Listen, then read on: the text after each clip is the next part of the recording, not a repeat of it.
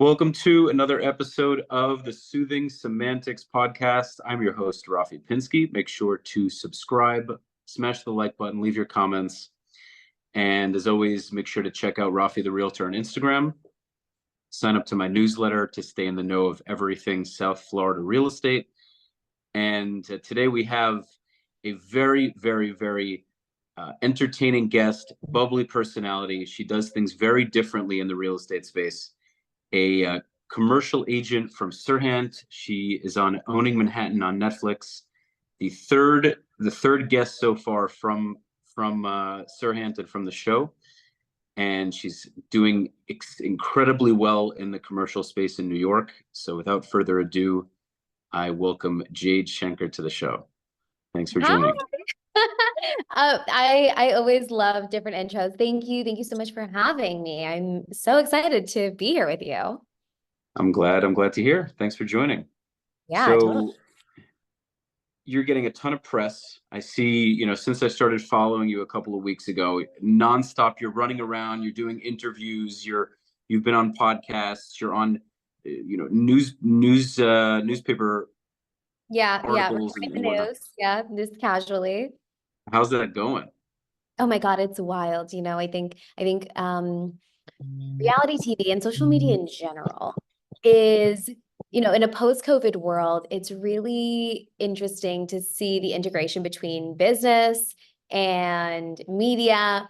And it really is just, I would say, like a strategic way to leverage both being entertaining, showcasing your personality, and then trying to funnel that into, okay, so how do I generate business? Whether it's from a recognition standpoint where people are like, you know what, I have a building, I see what Jade's doing, I want Jade to sell it. Or from like a strategic placement of, okay, I want to sell this property. How do I make myself entertaining where somebody wants to go to my page? They want to know what I'm doing. They want to know what I'm selling. So I always like try to do everything with those two pieces in mind, because without that, I'm like, okay, I love being in the reality space. I love being in front of the camera. But my first love is business and strategy and real estate. So I always try to make sure that I'm integrating that. And yes, I'm going to post like, a hot video of me dancing every now and then, but to always like sort of bring it back to like the business standpoint and hence like, being on the news and, being in Page Six, but also, having tabloids and stuff like that. It's all kind of just looking at it as the scheme of things. So it's pretty cool. That's a woman of many talents. So you're just doing all these different things. That's awesome. So Yeah. how did you, to take it a step back, Jade, what were you doing, I guess, not to go too much into your life story and your upbringing, but say the few years before real estate, what were you up to then? How did it lead up to real estate? Well, so I've really always been in real estate. My father was a developer. I come from a long line of male real estate investors. So it's always sort of been like a very like male dominated energy in the household, as far as like, my grandfather came here, escaped from Germany and sort of like helped people get over here. And I think, Russ, oh, your sorry, your grandfather's a Holocaust survivor? sorry, my great-grandfather. Your Great-grandfather? grandfather. Yeah, I think great-grandfather, yeah. And then my grandfather, like they all just like, it was always real estate, real estate, real estate. And they were a little bit more structured. And my father was sort of like a very like black sheep. He was very, I would say like a risk taker. They were a little bit more, they did a lot in the Bronx. They did things, some things in the city, but really just like the outer areas. And my dad was sort of like the first person to be like, well, I really believe in this lower Manhattan area, even though at that time back in the 70s, it was a shit show. So he didn't have the backing from his family. They were like, no, we're not going to touch that.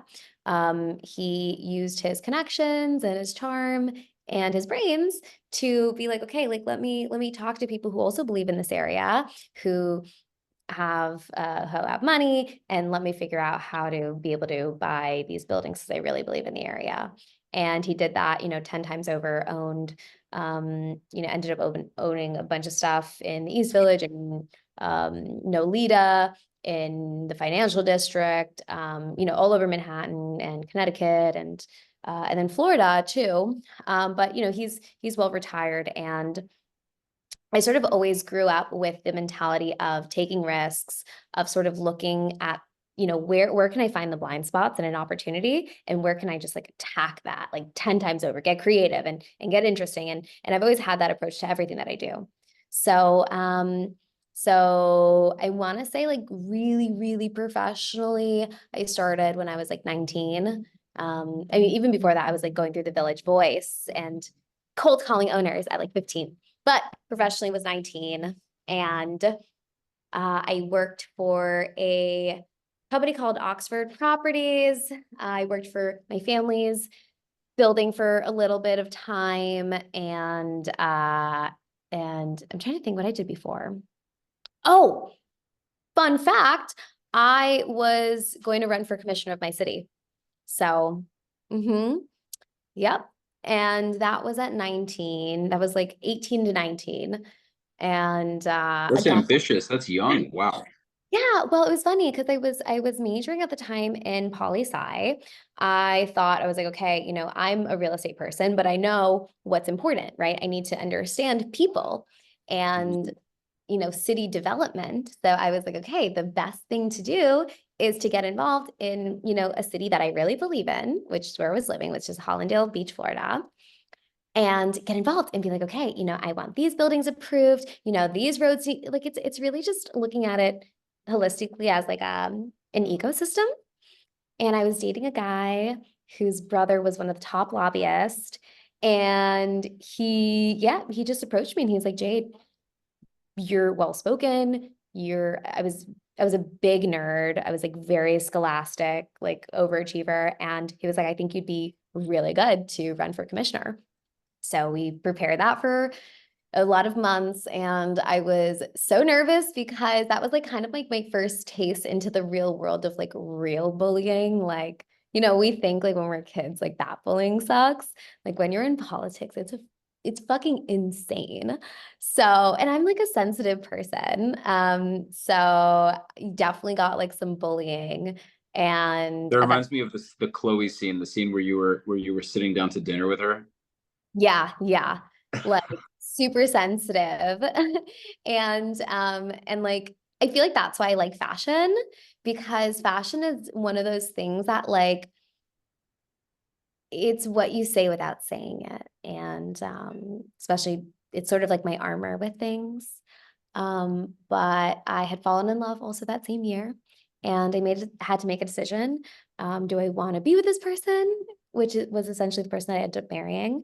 So I was like, you know what? I'm not with this bullying, with, running for public office. I'm too sensitive at this point in time.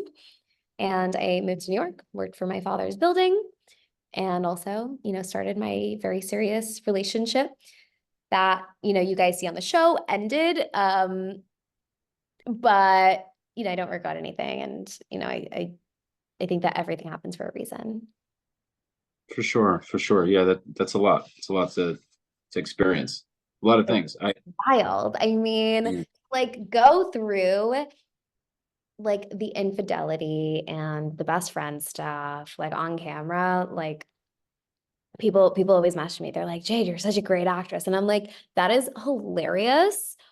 Because all of that is true. Like I forgot the cameras were there. And I'm sure a lot of my other cast members felt the same. I have an interesting question. Yeah. Did you have any, I mean, I guess what would he say? Because it happened, right? So what's he gonna say? But it's like you mentioned it on the Netflix show, right? How the divorce happened. So I mean, it would be weird if he confronted you because it'd be like, well, maybe you shouldn't have done it. But I guess I don't want to go too down this rabbit hole. But when I Yeah. when I initially heard it, I was like, wow, that's a very personal thing that you said, is my point. Meaning even about you, even your Yeah. experience that you shared. I'm a very direct person. Like, sorry, I like sugarcoating Mhm. things, but when it comes to honesty, like that is something I I think is so important. And especially being a woman in the business world, being honest and very like upfront about things early on is very important, right? So even when I was going through the show, I remember whenever we shot that scene, so the scene of even, telling my friends, as soon as that was done, I told him, I texted him, we were still living together at that time. And, I told him and I was like, hey, it's like, I want to let you know, I told people on camera. And, he was upset, but it is what it is, right? Like, Mm-hmm. what are you going to do? Like, tell me not to? Like, it's already done. And in addition to that, even if we had the conversation prior, you know, I I think that it would have been ingenuine for me to not discuss it on the show because it's not like I was on the show being like my normal Jade self. Like people who know me and people who follow me on social media prior to the show, I'd gotten messages like, "Hey, Jade, is everything okay?" Like, "Hey," like, because I wasn't myself. Even, watching, it was really difficult for me to watch it the first and second time because, I don't really recognize the person in the beginning of the show, which is like, closer to whenever I found out. Mm-hmm. Um, so I think I was just like, I think two reasons I decided to tell people. One, because of that, I was like, well, I'm not like, I can't fake going through like depression. Like Right. I'm so good at, always having a smile on my face and, trying to be perceived as this beautiful, bubbly personality. But like that was something that was really, really difficult for me. And, me breaking down about like being perfect, like that was a big pressure because, Ryan to trust me with, doing commercial here.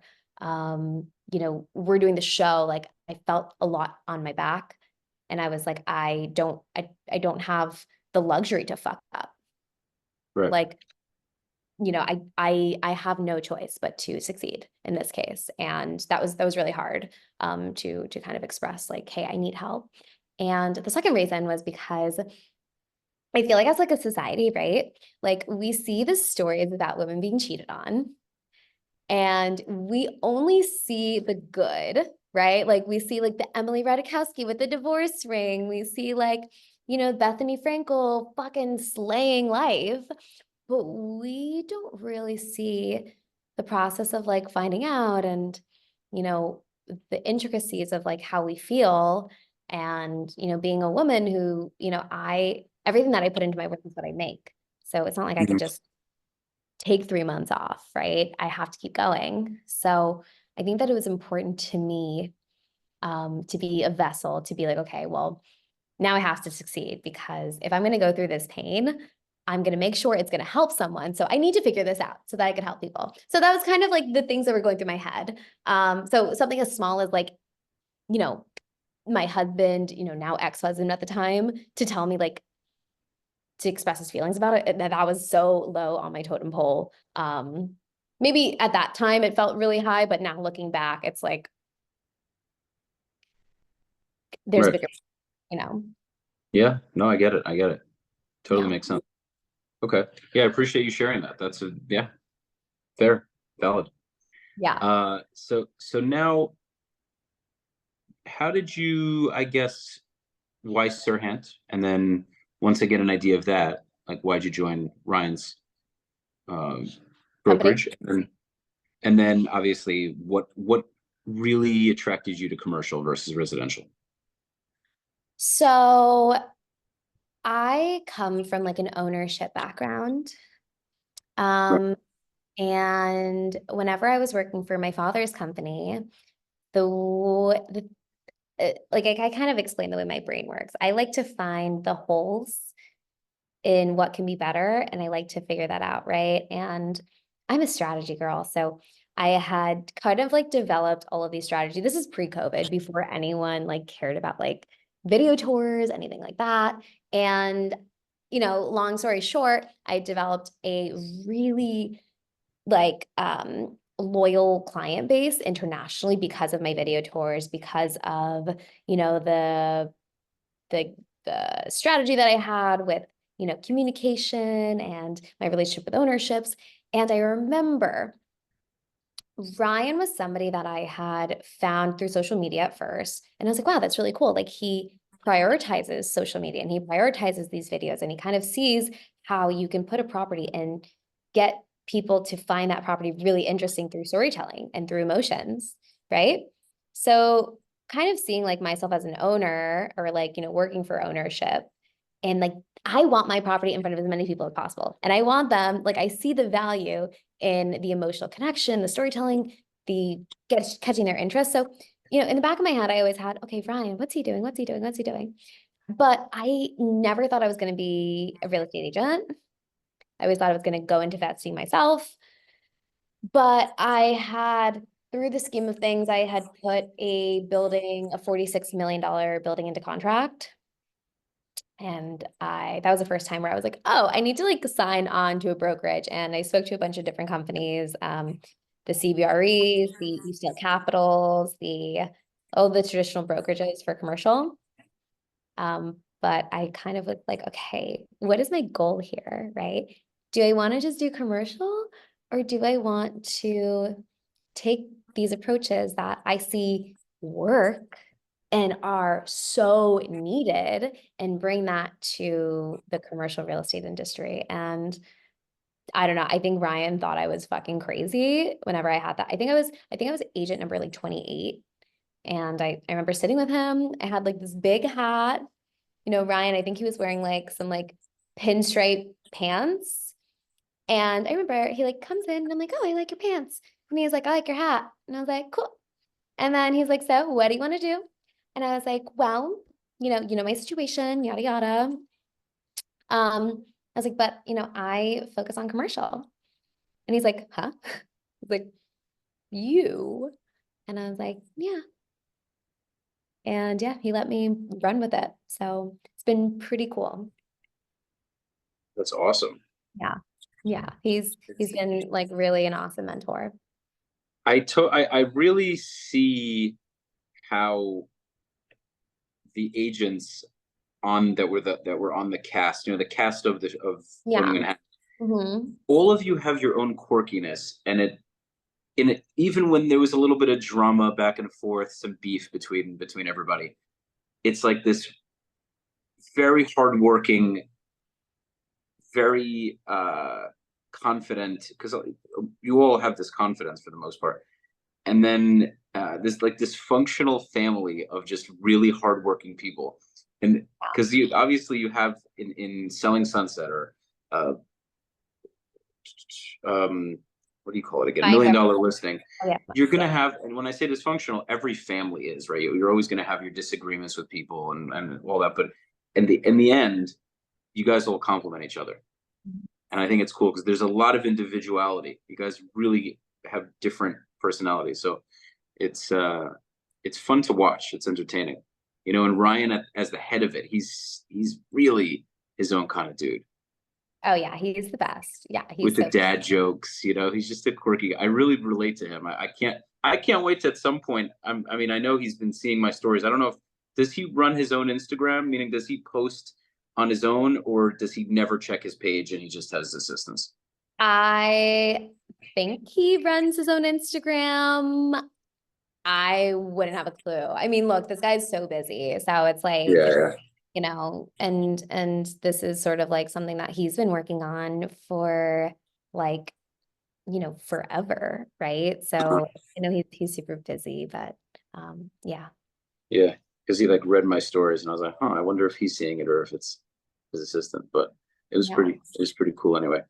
Okay, so you kind of became the face of commercial at Serhant. Yeah. And I saw, you on the show put out you when you did the ad to try to push that space, right? You had it was kind of a mixed use. You had residential on the top, I think it was. Yeah. And then you had yeah, like you had an office. So technically it was an office building, but there's in New York, there's certain loopholes, and the loophole that we had used at the time. And like, look, we don't go through the intricacies of all these things on the show, but but pretty much, one of the units had a loophole that was a caretaker's unit, meaning it could be used residentially. Yeah, that's what you're talking about, right? Yeah, that's the exact same one. So no, what I was getting at was the music video you did was so outside the box, and I was like, that's cool, because a lot of agents wouldn't either think to do that or they wouldn't feel comfortable, and you just went all in. And Ryan was super cool with it, because you have some brokers that'd be like, wow, that's intense, or that's super, out there. And Ryan was like, you go, girl, do it, Yeah. and it's cool. It's cool that there's that freedom within your company culture where it's really awesome, because I'm sure there are some brokers who aren't necessarily as open-minded. Totally, totally. And look, like you don't know what's gonna work until you try it. And like, Totally. you just, I don't know. And that's why like I really, really, really respect and like I appreciate Ryan too, because it's like, yeah, you're right. Like somebody might think I'm fucking crazy, but to somebody who like understands like, you know, how do we get this property that's already been marketed? Everyone who's seen it, every investor, it's been on the market by other brokers, people have shopped it. Like, we need to think of something so outside of the box so that we get more eyeballs on it from different people. And if that requires me to do aerobics and figure it out, like, I'm gonna at least try it. I'm gonna Mhm. try is my priority. I don't give a fuck about what anyone says. Like now, and like that's because of my prior experiences. Like, you know, I've learned like listening to people's opinions when they don't understand the strategy to it really doesn't make sense. Like you can Mhm. listen and you can use it as, constructive feedback, but at the end of the day, if I didn't have like this ownership background, if I had no idea how to, leverage social media for business, like I I did it strategically, and I think not everybody understands that, and that's okay because Mhm. as long as, when it comes to the end of the day, like we sold it. So, Mhm. I know what I'm doing. Yeah, you got the job done, so that's Yeah. it. Really as Yeah. simple as that. Okay, awesome. Yeah. Cash is king. And at the end of the day, like, show me the money. That's it. Hey, you had the last laugh anyway, right? You sold that deal, you made the money, so it is what it is. Normally do. That's good. Okay. So let's see. So we covered a bit of your upbringing, right? You mentioned your family history. You're talking about how, you ended up at Serhant doing commercial. What were the experiences like on owning Manhattan? I know it's a very open-ended question, but I guess to summarize, what do you think you learned from doing a show like this? And how do you think maybe it made you either a better person or a better professional, better business person, businesswoman?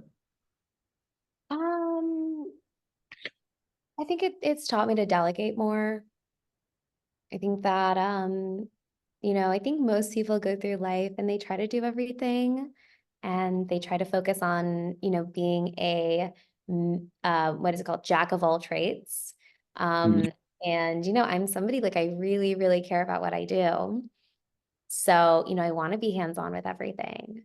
But I think through the show, as my time becomes less available in general, right? Like scaling a business, scaling commercial, figuring these things out, I have learned to delegate. Like, I have a stylist, which people think is crazy, but she saves so much time out of my day. She thinks for me. So that portion of my brain doesn't have to think about, outfits. It doesn't have to think about, things for the show. And just that little piece of delegation has opened up so much time for me to focus on business and to double down on the things that, that I am just really good at and that I'm a master at. So I think that's one of the major things I personally learned from the show. Awesome. So delegating tasks, Yes. creating more time for, I guess, the money making, the income producing activities. Mm-hmm. Yeah. Yeah. Super, yes, such an important thing. integral part of building business. It's so Yeah. true. And like, look, like, I feel like every person like says that, but like whenever you have to do it, like, and you learn like you have no time and you start letting people, you start like delegating and start letting them like run with it. I think that's whenever you, like, for me, like I personally see the improvement. Yeah, I mean, especially if you have if fashion and style and at the end of the day, you're becoming more and more well known. Your Yeah. Instagram is growing. People are continuing to watch the show. You're going to continue to become more popular, and in doing so, I mean, you're becoming quite notable. So your fashion is important. You live in New York. It's a very fashionable city. So these are all things that are time consuming. Yeah, So yeah. And look, like, yeah, the fashion thing is great, but like I've done it with like a bunch of things. Like, I have an assistant now. I have a director of ops who's like my other brain, and I have like amazing people that I work with. So like I've learned how to delegate and how to also like rely on like my team. So yeah, totally. yeah, it's really good. It's I fun. really That's good. I realized even for my transactions, I don't have a full-time assistant, but I have a transaction coordinator, and I started to hire him from the beginning, from the moment I started selling, and it makes such a difference. Because I don't like doing paperwork. I do not enjoy it. Some people don't mind it, and I just see it as a waste of time. I think it's important to know contracts, but in terms of sending them and dealing with the deadlines, if I can have somebody to take care of that, I mean, it makes a world of difference. So I can go and focus on more business. Yeah, exactly. I agree. 100%. Yeah, it's important. Yeah.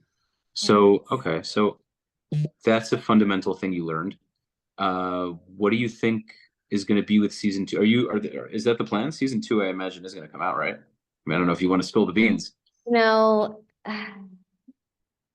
I am, I abide by my NDAs. What I can say is that, if so, when, how, what, there's a season two. Um, I said it to, I think the Daily Mail, I said it to E! News. Um, if there's a camera to capture the things that are going on in real life, be pretty juicy. So, leave it at that. I'm sure whenever there's an announcement to be made, I'm sure it'll be made.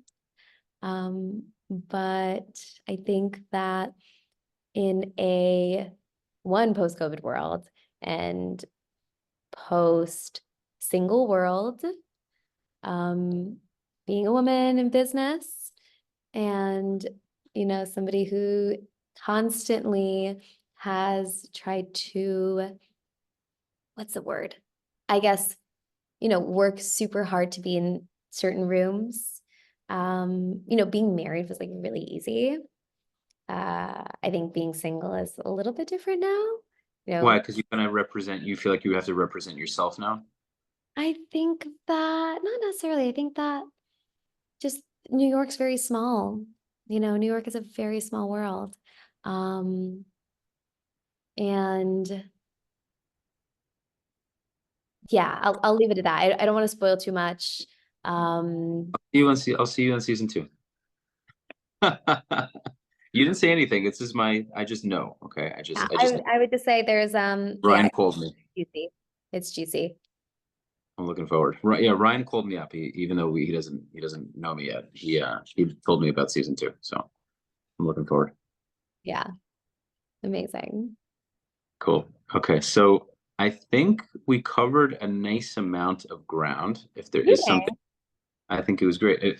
Now, I guess, I mean, an interesting conversation because it's just on my mind and I was thinking about it. I guess what it's like being, you know, you're no longer married, and I know, you're out in the world again, and you're quite no, you have quite a bit of notoriety now. So I guess because I imagine there are probably people that are wondering that who are listening to this. So I guess as someone who's doing you're successful, you're well known. What's that like? I guess. Um, it's fun. Is it something you're cool with going I into? think, yeah, I mean, I think it's the funnest thing in the world. Like, because it's like, last time I was single, I was 19, right? So the fact that like, I know myself a little bit more. I know like who I am, what I want, what I'm working towards. I'm extremely ambitious. And I love just focusing on the future and, the things that I'm most passionate about are about like helping others and about making a difference to, you know, my industry, right? So that's my first love. So it's really cool to now just meet other people and like listen to men. Like it's kind of cool. Like I'm like, wow, like, outside of a business perspective, like I'm like, wow, you guys are so fun. I would say men are my favorite sport. But what do you mean? But what do you mean by they're so fun? In what sense? Like, you're saying just in terms of hanging out, spending time? Just in general, I think like just so interesting. Remember, like for me, like I've only ever had, you know, I would say business relationships, right? So it's always Mhm. been like, with an objective in mind. I think that now it's a little bit more open where, I love listening to, a guy's experience is and being somebody who asks a lot of questions. I'm so used to asking so many questions with clients and Mhm. understanding how their brain works. I think it's really cool to now open that up to like the dating world and just understand what people do, like what are they working on, if they're in tech or have a company or, are so and so for, whatever company, or if they're an actor, whatever it is, like just understanding how their brain works. And I think it's like more so like before it used to be with like a business mindset. Now it's more like, oh, like other stuff. So I think it's really Right. cool. And it's just it's fun. I have a rule. I'm like, I will never mix business and like romance. Like that is like my Mhm. one. So yeah, but I'm still fresh. So, I'm still working on not towing those lines. Gotcha. Gotcha. Okay. No, I appreciate you sharing that because I was curious to kind of ask you about that part because obviously it was Yeah, definitely something you mentioned in the show. So, yeah, okay, cool. yeah, totally. It's so fun. I always tell Ryan, I'm like, Ryan, set me up with your single friends. I'm like, oh, TikTok. And what does he say? He said he will, but I'm waiting. Well, I think he thinks I'm joking most of the time. Let me text him now.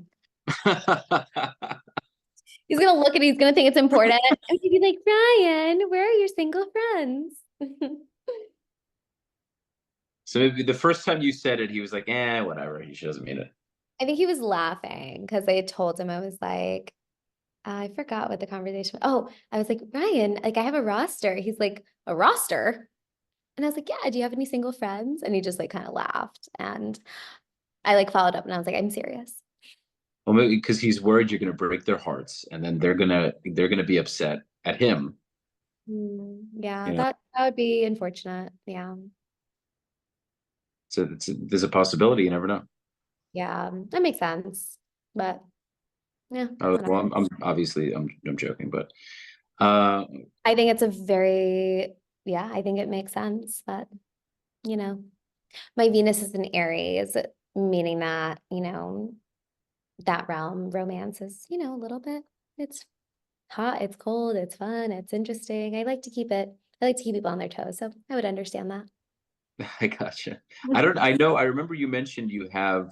Did you say it on the show, or I Yeah, saw you mentioned it but somewhere. I'm You have an sure. astrologist or something? Yeah, yeah. I have an astrologist. I have a whole spiritual team of like maybe like 6 or 7 people. I'm still a big astrology doubter. I know that's totally the opposite of how you clearly you really believe in zodiacs. I'm still a doubter.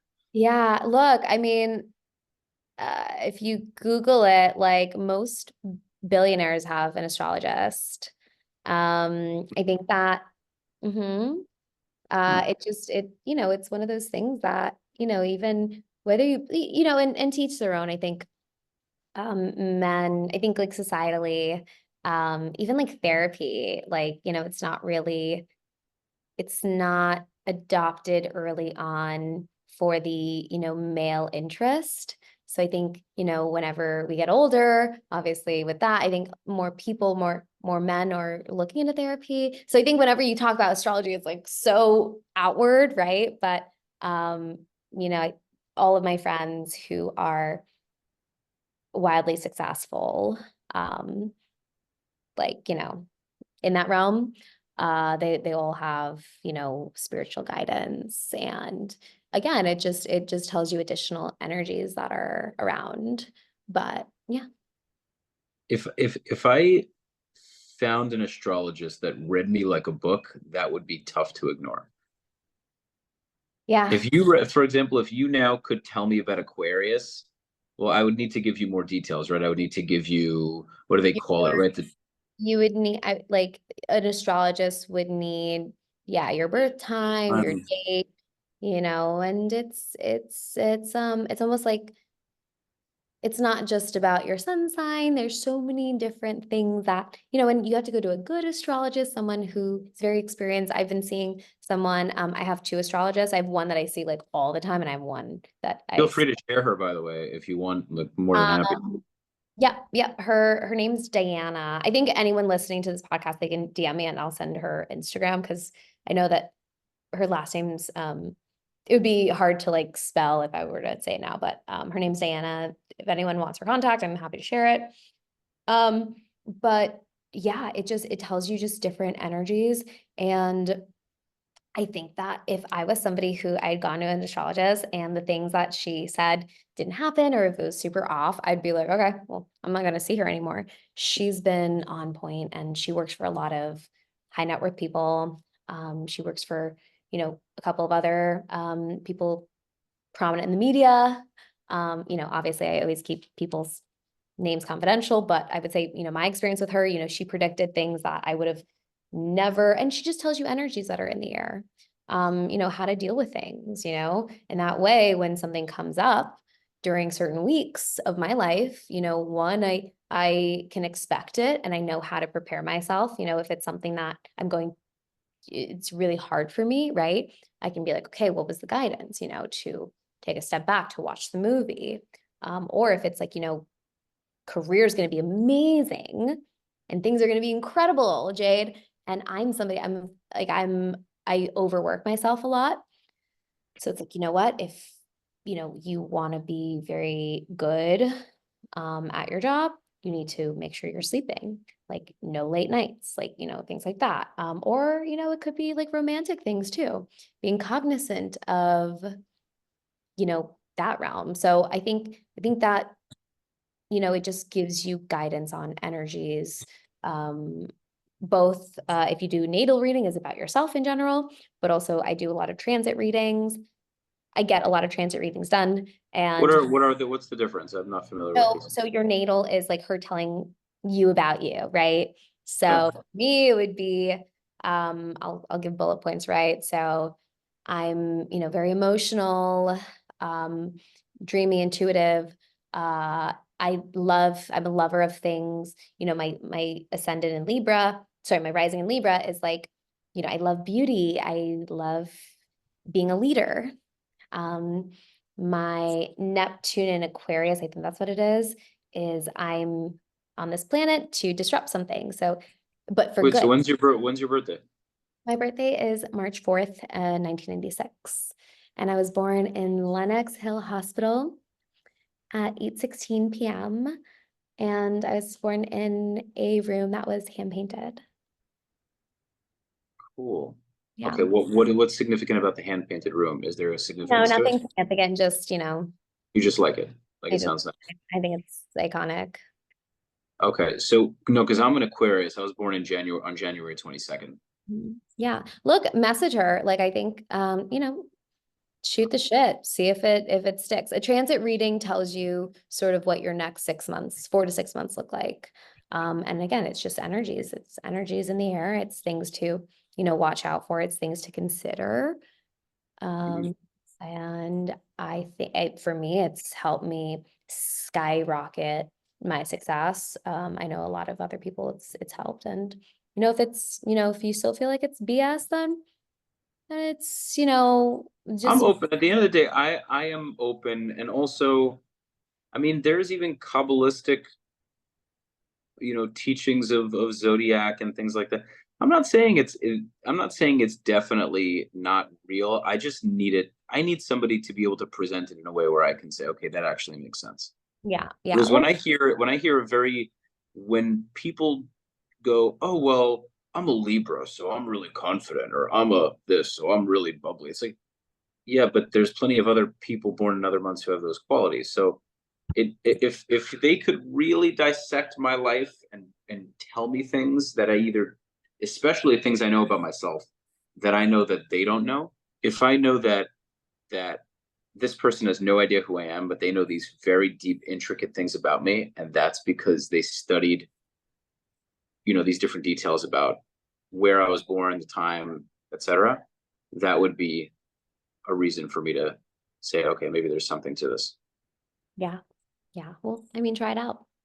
You never know. Okay, yeah, I'll get me her contact. I'll talk to her or whoever. Yeah, I'll send it to you. Cool.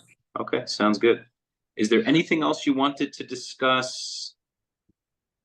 Feel free. Happy to Yeah, cover. no. I think that owning Manhattan, it was really awesome to be able to showcase my work and my love for real estate and my love for disrupting the commercial real estate industry.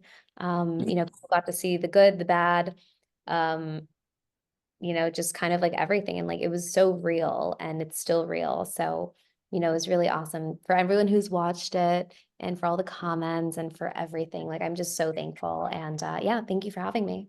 Oh, my pleasure. Actually, I don't know why I didn't even go into this enough. We just got into so much of, well, we covered real estate obviously, but there were some interesting, just I guess personal things or life discussions. Where do you see the New York market going? I know you obviously believe in it. It's New York.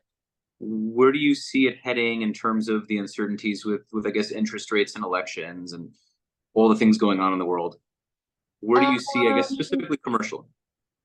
uh, I mean, I think the office market's already on the recovery. It hasn't hit headlines yet, but in 8 months' time or, sooner or, within 12 months, we're gonna see the big headline, like, oh my God, office market's coming back. And then, people like me are gonna be like, look, I fucking told you, like, buy the building now. Like, right now, like office buildings are transacting up to 70% off of their original like market price, right? Like that's fucking insane. That's insane. That's fucking crazy, right? Hmm. Like if I were to go into any store right now, Gucci or fucking Zara, who cares? Like, and somebody were to be like, yeah, this is 70% off.